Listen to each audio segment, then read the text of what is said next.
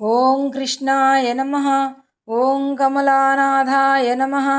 ఓం వాసుదేవాయ నమః.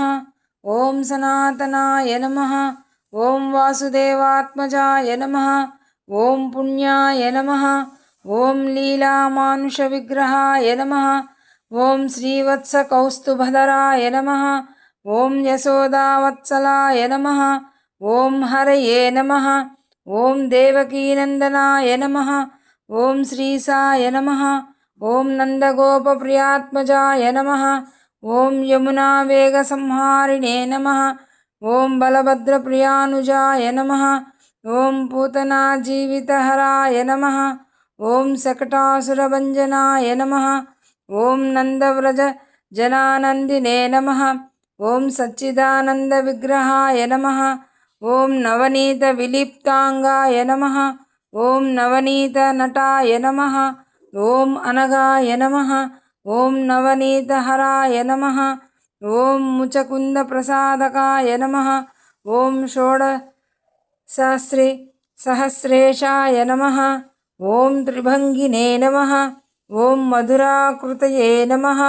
ఓం సుఖవాగమృతాబ్ధిందవే నమః. ఓం గోవిందాయ నమః. ఓం యోగినాం పతయే నమః. ఓం వత్సవాటిచరాయ నమః. ఓం అనంతాయ నమః. ఓం ధేనుకాసురభంజనాయ నమః. ఓం తృణీకృత తృణావర్తాయ నమః. ఓం యమలార్జున భంజనాయ నమః. ఓం ఉత్తాలోత్తాలభేత్రే నమః. ఓం తమాలాశ్యామలాకృతయే నమః. ఓం గోపగోపీశ్వరాయ నమః. ఓం యోగినే నమః. ఓం కోటిసూర్యసమప్రభాయ నమః. ఓం ఇలాపతయే నమః. ఓం పరంజ్యోతిషే నమః. ఓం యాదవేంద్రాయ నమః. ఓం యదుద్వహాయ నమః. ఓం వనమాలినే నమః.